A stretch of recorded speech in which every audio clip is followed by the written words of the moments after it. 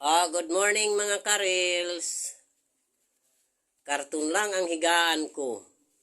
Ayan ang higaan kong karton. Yan. Tingnan mo. Lagi ako nakalublog. Ayan, yun unang ko.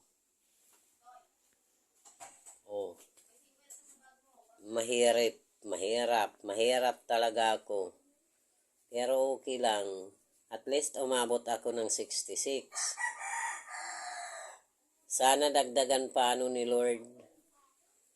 Dagdagan pa niya ng 66, nakakatuwa naman. Para na ako ng bao. Magtungkod. Mga basahan yan, nakikita nyo. Nagpakahangir mga basahan. Ayan yung pinto namin. Itong bahay, dito ako sa may sala. Ayan yung electric fan ko. Pero di ko ginagamit yan pag gabi yung yan, electric pan na yan. Di ko ginagamit yan. Kaya nakaread ako lagi kasi birthday ko. Mamaya magpapalit na ako pagdating ng 12. Papalit na ako ng damit. Iba nang isusot ko dahil tapos ng birthday ko. Kahapon nga pala, pagdating ng alas 12 kagabi, lahat na kayo ipinalo ko. Lahat ng mga nakita ko kagabi sa Facebook, naubos yung Facebook ko. Lahat ko yan ipinalo. Ang dami pa rin ang makukulit. Sasabihin pa. Dan na po, palo ka. Tapos na nga ako magpalo lahat. Sinabi ko naman sa ko kahapon.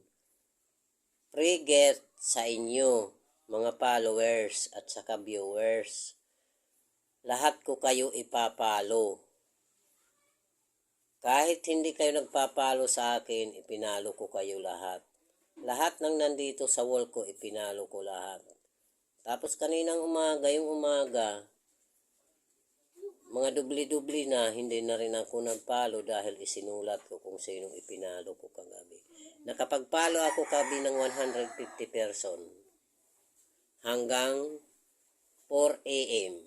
12 to 4 a.m. 150 person ang naipalo ko. May pinalo ko pa rin na iba kaninang umaga. Pagkatapos ko magwalis doon sa bagong bahay. Ito, lumang bahay ito. Bagamat mamaya doon yata magpapakain. Kung may kakainin kasi sabi ng pamangkin ko later daw. Sige.